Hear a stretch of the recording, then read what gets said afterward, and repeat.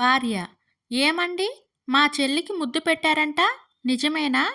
భర్త: ఆ, నిజమే. మీ చెల్లి నా దగ్గరకు వచ్చి ఫాస్ట్‌గా ఏ పని చేయగలవు బావా అని అడిగింది. అందుకే ముద్దు పెట్టాను.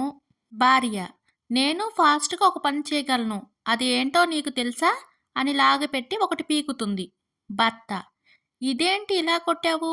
భార్య: మీకు ఎప్పుడైనా ఫాస్ట్‌గా అలాంటి పని చేయాలి అని అనిపిస్తే, నాకు అంతే ఫాస్ట్‌గా ఇలా కొట్టాలని అనిపిస్తుంది. భార్యాభర్తలు గొడవ పడిన తర్వాత పక్క పక్కన కూర్చుంటే ఎలా ఉంటుందో తెలుసా? భర్త: ఏమే, కొంచెం తలనొప్పిగా ఉంది, వెళ్ళి టీ పెట్టు. భార్య: ఇంట్లో టీ పొడి అయిపోయిందండి. భర్త: కనీసం కాఫీ అయినా పెట్టవే. భార్య: కాఫీ పొడి కూడా లేదండి, విషం ఉంది, ఇవ్వమంటారా? భర్త: అదేదో నువ్వే తాగు, నాకు పట్టిన తలనొప్పి తగ్గిపోతుంది, నాకు పీడ పోతుంది. భార్య: నాది కూడా సేమ్ ఫీలింగ్ అండి.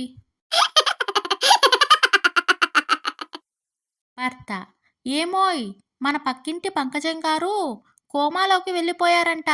భార్య: మొన్న మన ఇంట్లో పూజ ఉంది రండి అంటే రాలేదు. ఆవిడ వాళ్ళ ఆయన మాత్రం కోమాలోకి గోవాకి బాగానే తిరుగుతున్నారు. భర్త: ఒసేయ్ బుర్ర తక్కువదానా, ఆవిడికి ఒంట్లో బాగోలేక కోమాలోకి వెళ్ళిపోయారంట.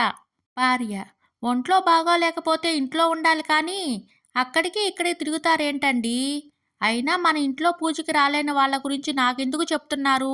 నాకు చెప్పకండి ఆవిడ గురించి. ఇద్దరు ఆడవాళ్ళు పక్క పక్కన కూర్చుని ఇలా మాట్లాడుకుంటున్నారు. పంకజం: అవునే కవితక్క, నిన్న మీ అత్త నువ్వు ఎందుకు కొట్లాడుకున్నారు? కవిత: అదా, బియ్యంలో రాళ్ళు ఉన్నాయంట, అన్నం వండినప్పుడు రాళ్ళు ఏరి వండరాదే అని అనింది. పంకజం: అప్పుడు నువ్వేమన్నావు? కవిత: నేనేమంటాను, దేవుడు నీకు 32 పళ్ళు ఇచ్చాడు కదా, నమలు రాదా అన్నాను అంతే. తిడుతుంది, నేను ఊరుకుంటానా ఏంటి, నేను 4 మాట అన్నానులే. పంకజం: బాగా ఇచ్చావులే, అలాగే ఇవ్వాలి, లేకపోతే మా అత్తలాగా మీ అత్త కూడా పెత్తనం చెలాయించగలదు. కవిత: అవునే పంకజం, మీ ఆయనకి రెండో పెళ్లి చేస్తున్నావంట, నిజమేనా? పంకజం: ఆ, చేస్తున్నా. మా అత్తతోటి నా భర్తతోటి పడలేకపోతున్నా.